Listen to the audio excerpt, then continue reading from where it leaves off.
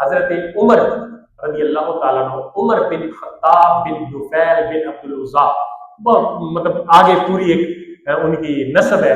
تو میں خطاب کے بیٹے حضرت عمر کی بات کر رہا ہوں، جنہوں نے جب اسلام قبول کیا تو ٹوٹل 40 مرد اور عورتیں تھے جنہوں نے اسلام قبول کیا، یعنی اوائل میں.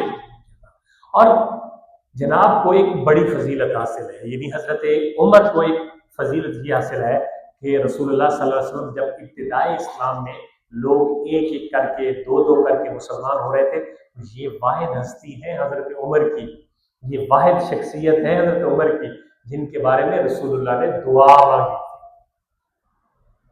کیا مانگی تھی؟ دعائے مصطفیٰ کا یہ اثر ہے کہ رسول اللہ نے دعا مانگی تھی. کیا؟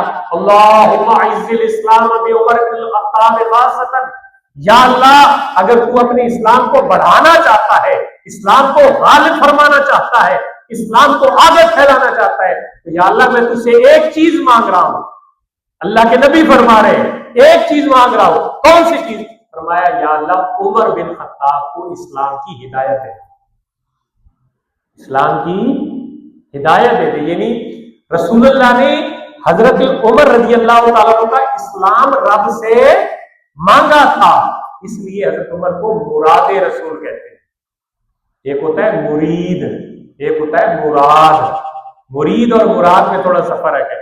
مرید ارادت مند، عقیدت مند کو کہتے ہیں. کوئی کسی کا مرید ہے تو اپنے پیر صاحب سے محبت کرتا ہے، عقیدت اس کے لیے اپنے آپ کو نچھاور کرتا ہے، اس کو کہتے ہیں مرید، ارادہ کرنے والا، ارادت مند، عقیدت مند. ایک ہوتا ہے مراد. مرید تو ہر کوئی ہوتا ہے، مراد کوئی کوئی ہوتا ہے.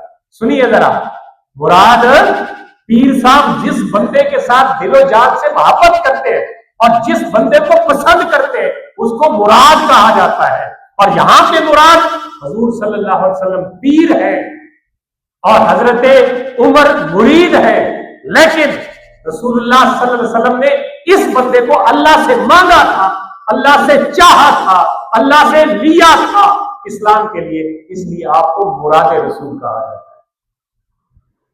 ترجمان نبی، ترجمان نبی، ہم زبان نبی، اس شان عدالت پہ لاکھوں سلام.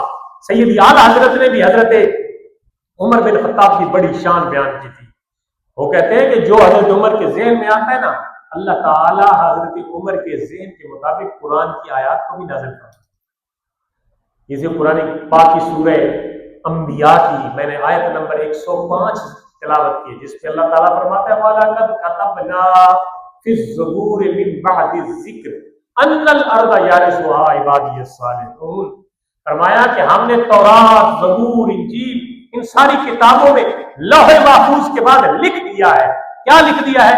ان الارض یرثها عبادی الصالحون. یہ جو میری زمین ہے نا، اللہ فرماتا ہے اس زمین کا وارث میں نیک بندوں کو بناؤں گا.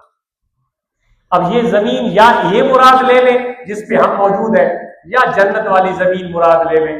دونوں زمینیں اللہ کے نیک بندوں کی ہیں، وہ اس کے وارث ہیں. قرآن کہتے ہیں ان الارض یرثها عبادی الصالحون کہ میں ان زمینوں کا نیک بندوں کو وارث بنا دوں.